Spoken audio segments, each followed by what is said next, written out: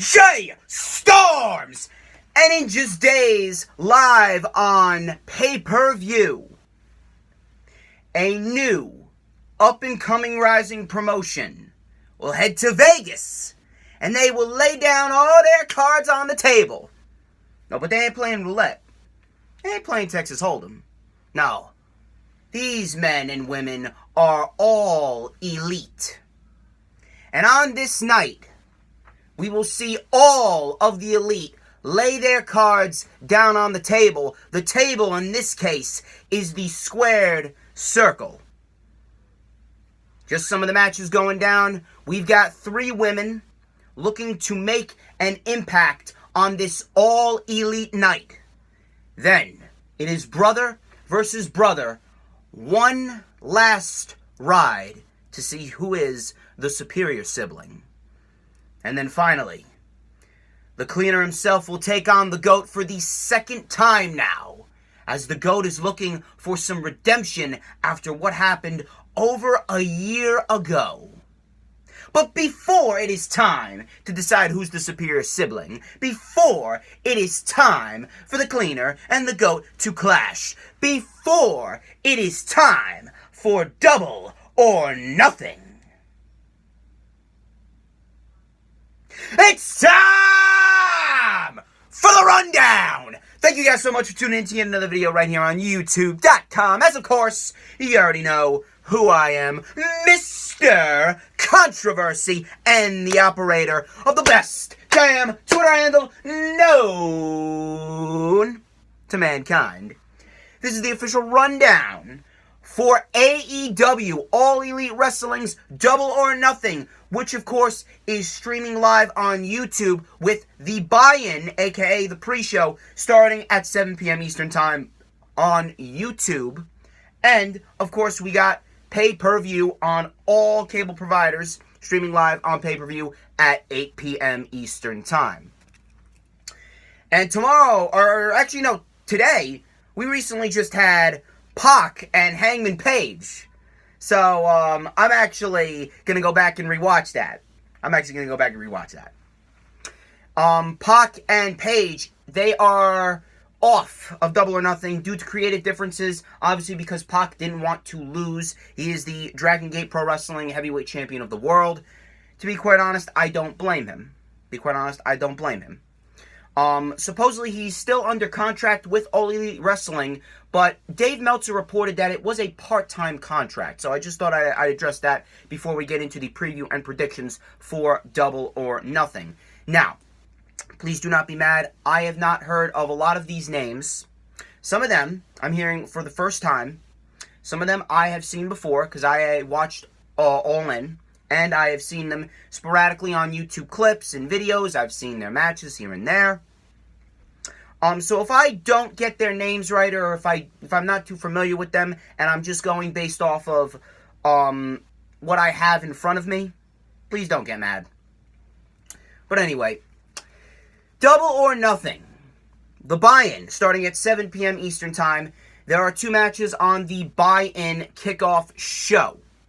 One is Kip Sabian versus Sammy Guevara. I have not heard of Kip Sabian, or Sabian rather.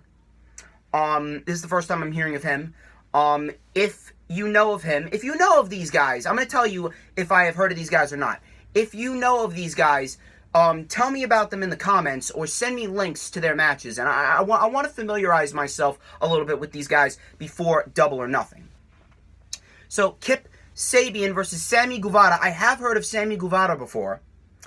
He made his debut in 2013, and I believe he is also a former Lucha Libre AAA World Cruiserweight Champion, if I am not mistaken. I have not seen his matches, though, so it is going to be my first time seeing these two. I'm assuming they're going to get a good amount of time, since this is a 1 hour pre-show. No commentary, analytics, and stuff like that. Just pure action. I'm assuming that this match will go 15 to 20 minutes, and these guys are going to absolutely tear the house down. I am going in with zero expectations whatsoever, because again, I have not heard of these guys. So I'm going to reserve my judgment, and if I'm going to pick a winner If I'm going to pick a winner, again, big unpredictability factor here. I don't really know who's going to win. I don't really know what prior storylines that these two are involved in their respective promotions. I know that Sammy Guevara, he signed with All Elite Wrestling after he was part of Lucha Libre AAA. I'm just going to randomize, pick a name out of a hat. I'm going to go with Sammy Guevara. I'm going to go with Sammy Guevara to defeat Kip Sabian, and we're going to see how this match goes. I'm very much looking forward to seeing these guys wrestle for the very first time. This is my first time experiencing both of them. Next on the pre-show, we got the Casino Battle Royal for a future AEW World Championship match. Some of the major names in the match is Sonny Kiss, MJF, Billy Gunn, Jungle Boy, Brian Pillman, Joey Janela, etc., etc. This also has a high unpredictability factor, especially after what Jack Swagger referenced in an interview, saying that mentioning Jon Moxley and AEW in the same sentence. Could Jon Moxley possibly make an appearance at All Elite Wrestling's Double or Nothing? If he does, he has two options. He could appear in the Casino Battle Royal, he could win. Or, Pac, is not going to be on Double or Nothing. Hangman Page, I don't know if he's going to be at Double or Nothing, but, considering he's a part of the Elite, and considering that, he's a part of this entire promotion as a whole, I would assume that Hangman Page would still be at Double or Nothing, and if they wanted to, they could put Hangman Page against Jon Moxley, and I don't think anyone would complain. So, it's a real toss-up. If Jon Moxley is in the Battle Royal, you could very much expect him to win. I don't know if he's going to face Hangman Page, but if he does, I would love to see that match. I would absolutely love to see that match. Supposedly, they're also crowning very first ever AEW World Heavyweight Champion. If so, the top two matches that I can see contending for that championship is either Jon Moxley and Hangman Page if it takes place, but I don't think they're just going to shove Jon Moxley into a championship match like that, because that's not what Tony Khan and Cody Rhodes' vision for All Elite Wrestling is. But the other one is probably Kenny Omega versus Chris Jericho. Part 2. That could be for the AEW World Heavyweight Championship. They are advertising this as a number one contenders battle royal. So again, I don't really know whether they're going to introduce the championship at Double or Nothing. I would, considering it's this big of a stage. But we're going to see how that plays out. As far as the winner goes, again, Jon Moxley, perhaps if he's in. Otherwise, it's really a toss-up. It's really a toss-up for me between the bad boy Joey Janela and Maxwell Jacob Friedman. It really is a toss-up. Maxwell Jacob Friedman, I know he faced off against Matt Cross at All In the opening contest on the main show. He was unsuccessful, so again, he could be looking for some redemption. Joey Janela is also looking for some redemption. He signed with All Elite Wrestling, and he lost to Hangman Page in that great no disqualification match at All In. So Joey Janela is also looking for some redemption. It really is a toss-up. I'm going with Joey Janela. Maybe that's me just being a little bit biased because Joey Janela did do an interview for my channel and all that, but I'm going with Joey Janela. Let's talk about the main card. So the Japanese wrestlers are going to be on full display for Double or Nothing, and I like the fact that Cody Rhodes is playing up to the variety of wrestlers. We have Aja Kong, Yuka Sakazaki, and Emi Sakura versus Hikura Shida, Riho, and Ryo Mizunami.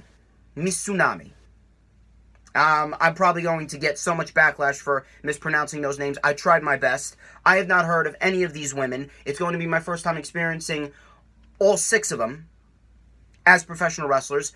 But what I am looking for here, I think that this match could very well kick off the show. If they want to start the show hot. And, Brandy Rhodes, that she said that they're going to be taking their women's division very, very seriously. That is definitely going to be on full display at Double or Nothing. So I would not mind if this match kicked off the show. It very well could happen. I'm very much looking forward to seeing what these 6 women have to offer. I am very open to seeing new competitors. I'm very open to seeing new wrestlers impress me. And if I was to pick a winner, again, this is unpredictability factor. I'm not too familiar with what storylines these women are going with. I don't think there's any storyline really going forth with these 6 women in this match. I think they're putting it on the show to display Japanese women's wrestling on the show, to get more variety on the show. And that's good on them. That is good on them. That's good on Cody. That's good on Tony Khan. If I was to pick winners, I'm going to go with Aja Kong, Yuka Sakazaki, and Emi Sakura. And we're going to see how that match plays out. I'm assuming it should get proper amount of time. This is going 4 hours. I'm assuming this should get about 10, 11, 12 minutes. And we're going to get some good women's Japanese wrestling. Next is the best friends, Chuck Taylor and Trent Barreta. I remember Trent Barreta. If you forgot about Trent Barreta, he was a part of the Dude Busters with Kalen Croft in WWE, and then Kalen Croft got released, and then Trent Barreta was by himself for about 2 years before he was released in 2012. They're taking on Angelico and Jack Evans. I'm only familiar with Trent Barreta. Now, Trent Barreta, if I am, I've seen him here and there. He's actually a pretty good wrestler. I'm very impressed with Trent Barreta. Chuck Taylor, Angelico, and Jack Evans. I've probably seen them in the past before, but I've forgotten, mainly because of the fact that I don't watch any indie wrestling. I'm not subscribed to New Japan or Ring of Honor. I don't search up YouTube videos of a lot of indie wrestlers, mainly because of the fact that, A, I'm extremely busy. I'm very busy outside, in the YouTube world and outside of YouTube world. 2, I merely watch the WWE, and I'm subscribed to the network because it's convenient for me, and I've been a fan of WWE for 11 years. But when All Elite Wrestling comes around, I will be watching Tuesday Night Dynamite. If they get a network down the line, most likely I will be watching the network as well. I'm not sure how many pay-per-views All Elite Wrestling is going to have, but I'm going to try my best to cover them as well. As far as the winners here, again, I don't really know. Unpredictability factor, I'm going to go with the best friends, Chuck Taylor and Trent Barreta. I'm really just looking for some good wrestling here. When we get to the main matches, I'm going to do my little expertise analysis because I know a lot of good storyline, backstage storyline and where they might go, this and that. But this isn't really that big of a match to dissect. This isn't really that big of a match to analyze for me because I'm not too familiar with it. I'm going to go with the best friends, Chuck Taylor and Trent Barreta, over Angelico and Jack Evans. This match, I'm very much interested. It is Britt Baker, Dr. Britt Baker, DMD, versus Nyla Rose versus Kylie Ray. Kylie Ray is my dream girl. I am just pointing that out there. Kylie Ray is my absolute dream girl. It is very, very difficult for me to root against Kylie Ray here. If I was to pick someone, realistically, any 3 of these women can win. Realistically, any 3 of these women can win. This is another match to display women's wrestling at its finest. Thank you, Brandy Rhodes. I am very much looking forward to this after what happened back at All In with Chelsea Green, Madison Rayne, Tessa Blanchard, and who was the other one? And Britt Baker. After what happened with those 4 women, I am very much looking forward to seeing what these 3 women can do. It could end up even being better if given more time. You never know. I'm actually going to go with a very bold prediction here. I say Kylie Ray wins, and she gets attacked by Tenelle Dashwood. I have not really heard any news on Tenelle Dashwood. I don't know whether she's still a free agent or not. She became a free agent, I believe, last month, if I'm not mistaken. She became a free agent last month. It was either last month or in March that Tenelle Dashwood became a free agent, and everyone was speculating whether she was coming to All Elite Wrestling, whether she was going to go to Impact, or whether she was going to make an appearance at Double or Nothing at all. I'm going to go with the bold prediction. I say Kylie Ray wins and Tenelle Dashwood comes out, debuts for All Elite Wrestling as a heel. A match between Tenelle Dashwood and Kylie Ray for the AEW Women's Championship. I would very much like to see that. You could still insert Britt Baker into that conversation. The women's division for All Elite Wrestling is really heating up, and I expect a great triple threat match from these three women. I'm going with Kylie Ray to win, and I'm going with Tenelle Dashwood to come out and make a surprise appearance, and she is going to make her presence known as a member of the AEW women's division. Next, we got a match that could very well be the match of the fucking year. Could be the match of the fucking year here. The Young Bucks, Matt and Nick Jackson, versus the Lucha Bros, Pentagon Jr. and Rey Fenix, for the AAA World Tag Team Championships. The Young Bucks won the AAA World Tag Team Championships not that long ago. I believe it was at the I think it was around the end of March. I was going to say like end of March, beginning of April. Maybe it was in February. I'm not too sure. I'm really not too sure. But either way, they won the championships, and now they are defending them against the Lucha Bros. Again, this is a real toss-up right here. Considering that the Lucha Bros, they are part of AAA. They are part of AAA. Lucha Libre AAA. So, if I was to go based off of that, I would assume that the Lucha Bros are going to be beating the Young Bucks. I really don't see any reason for the Young Bucks to walk out of Double or Nothing with the championships. I think that it was merely done to get the championships on Double or Nothing as a marketing ploy, a publicity move, whatever you want to call it. And it was a smart one. I would say it was a smart one. And having the Lucha Bros defeat the Young Bucks at Double or Nothing, this type of stage for the championships, it would really set a good tone for Double or Nothing. And I don't really think the Young Bucks, since they're it's kind of their company as well as Tony Khan's company, I don't think they're going to be, the selfish people and have them go over. It's the same thing with Cody, and I'll talk about Cody and Dustin when I get to Cody and Dustin.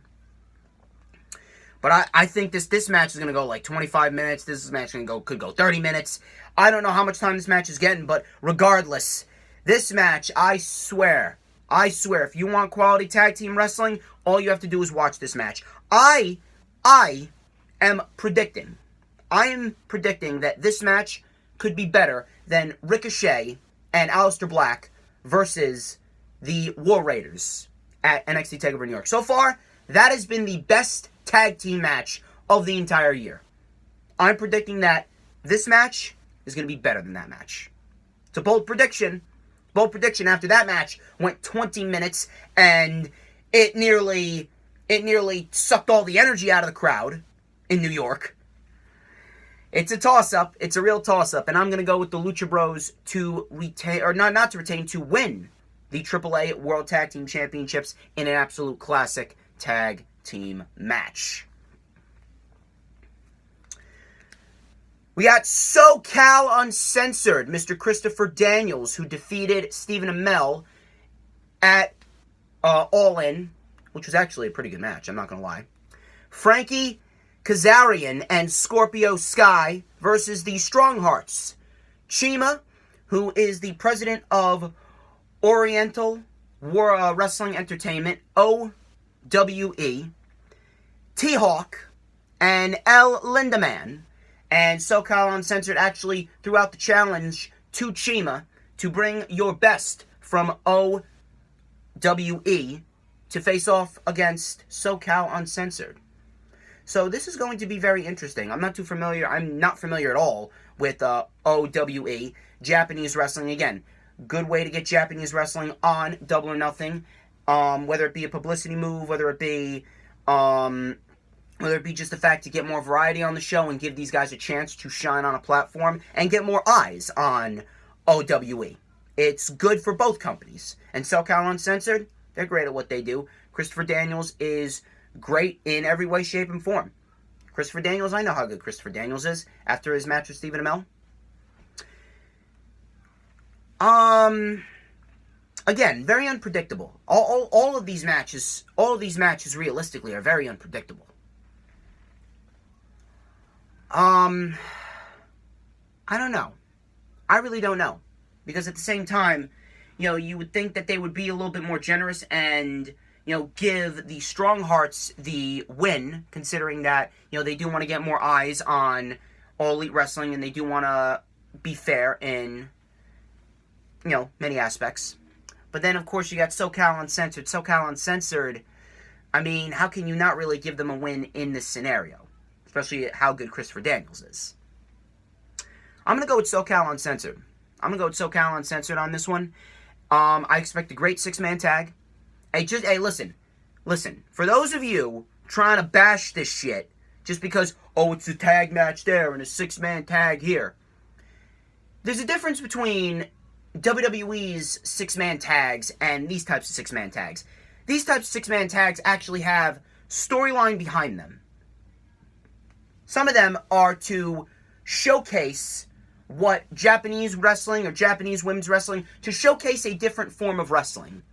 There's a purpose behind these six-man tags or six-woman tag or battle royal. There's purpose and meaning behind them. What WWE does with their battle royals and their six-man tags and their eight-man tags, they have no purpose or meaning behind them. We see a six-man tag every other week with randomized superstars who are involved in multiple different storylines that no one cares about, put in a six-woman tag or a six-man tag or an eight-man tag, thrown out there for 20 minutes, and no one cares. It's generic, and it's been done to death. It's been done to death. They're not doing it to death. They're doing it to get a different form of wrestling and a different variety of wrestling on the show, number one. They're doing it to get more eyes on another company. They're doing it to give more people a chance, and some of them have storyline meaning behind it. Like SoCal Uncensored threw down the challenge to Chima. Storyline behind it. There's no storyline behind these six-man tags. They just throw them out there. I'm going with SoCal Uncensored. That's my little rant on people who are ranting on, who are trying to bash us for bashing WWE for giving us too many six-man tags. If there's meaning behind it, and they're doing it to help stars, rather than just doing it to fill time, like WWE's doing it, then it's okay. They have not done it to death. Only Wrestling and the independent circuit has not done six-man tags to death. Okay? Just pointing that out there. Cody versus Dustin. One last ride. I don't know. It really is a toss-up, ladies and gentlemen. It really is a toss-up. I love the fact that Dustin came back. And Goldust, he retired Dustin Rhodes, he retired the Goldust character. He's coming back as Dustin in a much more serious role. This is not really, I think this is going to be somewhat similar to the match with Nick Aldis. This isn't going to be about trying to put on 5-star classic. This isn't going to be about, putting on the match of the year. This is going to be about history. This is going to be about something special. This is about Cody and Dustin finally facing off one-on-one in a legitimate match with actual meaning behind it to determine who is the better sibling. And you know something? I think Dusty, if he was alive right now, he would be so proud of his two sons. And I think these two are going to put on a very good match again. It's not going to be about putting on the match of the year. It's not going to be about putting on a 5-star classic. I expect something similar to the match with Nick Aldis at All In. And truthfully, I don't think that this match is going to be overbooked like it was with Cody and Nick Aldis. That match was a little overbooked, I'm not going to lie. But this match, I think they've learned their lesson. Cody's learned his lesson. As far as the outcome goes, I am really not sure. It could swing either way. Really could swing either way. Because again, this isn't a championship match, so Cody's not going to insert himself into a championship match. I actually think that Cody's going to put his brother over. Be quite honest with you, I think that Dustin's going to win. I think Cody's going to put his brother over. And then we got what I think is going to be the main event, what should be the main event. Because it's the match that is going to generate the most attention, and that is going to be Kenny Omega versus Chris Jericho Part 2. Whether it be for the AEW World Heavyweight Championship or not, this match is going to be a fucking 5-star classic. I saw the first match. I was blown away. I was shaking after the first match. I was shaking. That match had me on the edge of my seat. I think that this match is going to have me on the edge of my seat as well. As far as the winner goes, well, this is the second time. This is the second time that these two are facing off. Omega won the first one. If they do not introduce an AEW World Championship in this match, and they do not put this match in the main event, and it's going to be for the AEW World Heavyweight Championship, if they do not introduce the title, I think that Chris Jericho is going to take this. I think that Chris Jericho is going to take this, and then they're going to face off a third time. And when they face off a third time, Kenny Omega is going to win, and that's when Kenny Omega is going to take the AEW World Heavyweight Championship. Kenny Omega seems like the best possible person to win that title for the very first time. Or they could do a little mini tournament. You could have Kenny Omega go over on Chris Jericho. That ends their feud, and then Omega could go on to face someone like Hangman Page or Jon Moxley. I would prefer Hangman Page because that sounds like a very underrated indie dream match, if I do say so myself. And I would very much love to see Hangman Page versus Kenny Omega down the line. That sounds like a very intriguing match. And Hangman Page could be the one. Hangman Page and Kenny Omega right now are the two top contenders to be the very first ever AEW World Heavyweight Champion. I don't know who's going to win. If they do insert an AEW World Championship in this match with Kenny Omega and Chris Jericho, I'm going to go with Kenny Omega. If they don't, I'm going with Chris Jericho. And my prediction, which route are they going to go? It's very hard for me to predict.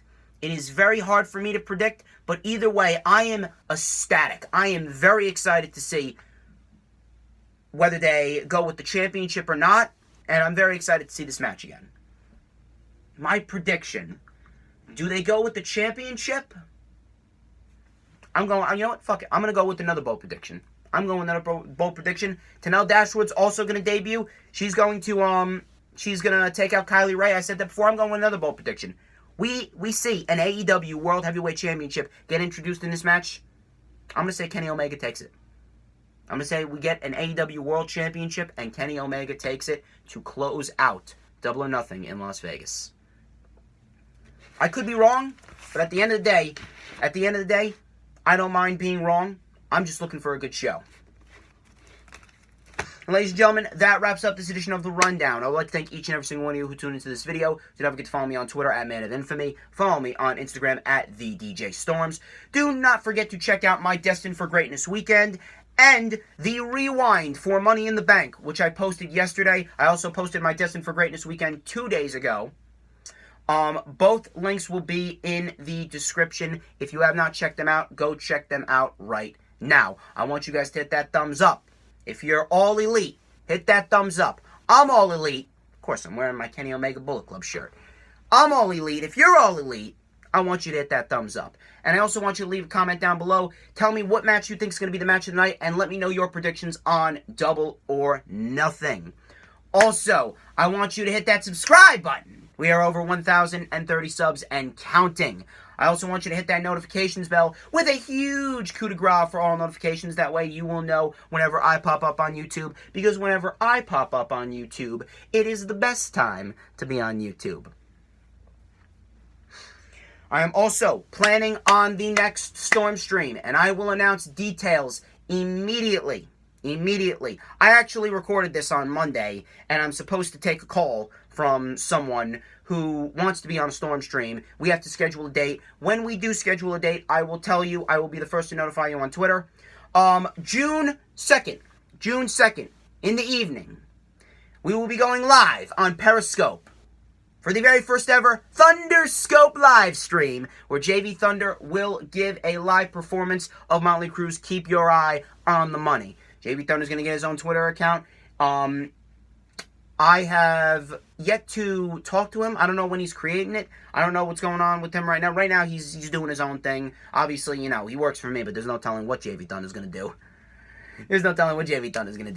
But anyway, we will do that on June 2nd. I will be having someone. I'm planning on having someone on the rundown for NXT TakeOver 25. I'm planning on it. I will let you guys know where that stands. That should go up next Tuesday. Right now it is Tuesday, May 21st. It should go up on either Tuesday, May 28th or Wednesday, May 29th. I'll let you guys know, and I'll keep you guys posted on that. Till then, ladies and gentlemen, I'm the one and only DJ Storms, and this has been The Rundown. And you have a great day. Try to enjoy SmackDown.